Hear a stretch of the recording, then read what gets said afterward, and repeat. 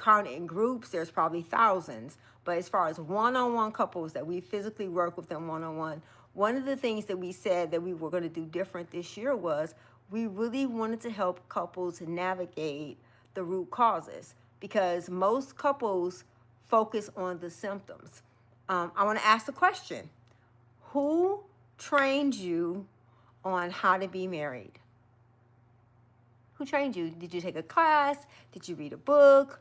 Were you, was there some place where you were actually, someone walked alongside you? And I know for many of us, the answer is probably no. Because one of the things that I think where we fail couples is that we have lots of classes for discipleship. But I don't think that most of the things we're experiencing in our, we always say there's no such thing as marriage problems. There's only, Renee said no one. And you probably would say no one helped you either. But there's not, we always say there's no such thing as marriage problems. There's individual problems we bring into our marriage. But then let's just talk about the church. Okay, let's talk about as disciples of Christ. Well, is it really that it is a marriage problem, or is it that it's a lack of discipleship problem? Because so many times when you're working with couples, they don't really know what their role is as a wife, and he doesn't really know what his role is as a husband.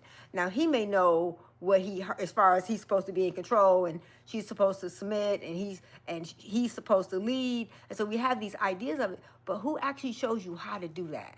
So we all know that if you ask couples what's the biggest problems where most couples struggle, they're going to say it's communication. Okay, well, let's break that down a little bit further. Do you struggle to listen? Or do you struggle to communicate? Are you aggressive or are you assertive? Because there's a difference. And so we really realized that this year with one of the couples, we just worked with them through the holidays, and it was such a blessing to see the transformation in them. And we always say, we're not therapists, we're not psychiatrists, we're not psychologists. We are marriage coaches and mentors. Our goal, our desire, one of the certifications we have is through Prepare and Enrich. And we love it because it takes the guesswork out of figuring out what you need to work on.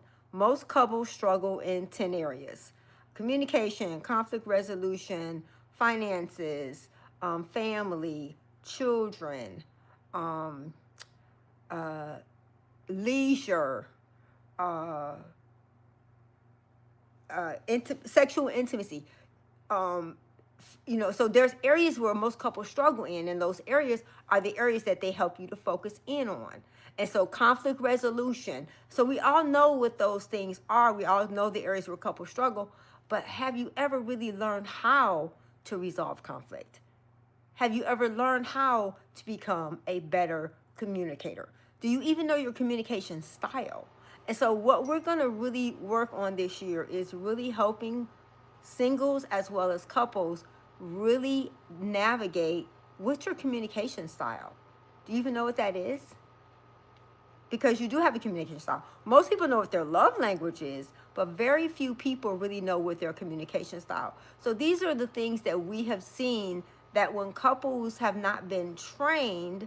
So the thing that I think is really disheartening. Hi, thanks for joining us. If you're watching now, if you're watching later, thanks for joining us. Let us know where you're watching us from, or where you're joining us from. If you have, no one has ever taught you about your communication style. If no one has ever talked to you about understanding your tone and your volume, if no one has ever explained to you the difference between being aggressive and being assertive, if no one has ever explained to you or taught you what it looks like to submit, if no one has ever taught you as a man what it looks like to lead, because sometimes we think that leading means controlling, and we think that submitting means silence. And so it's not.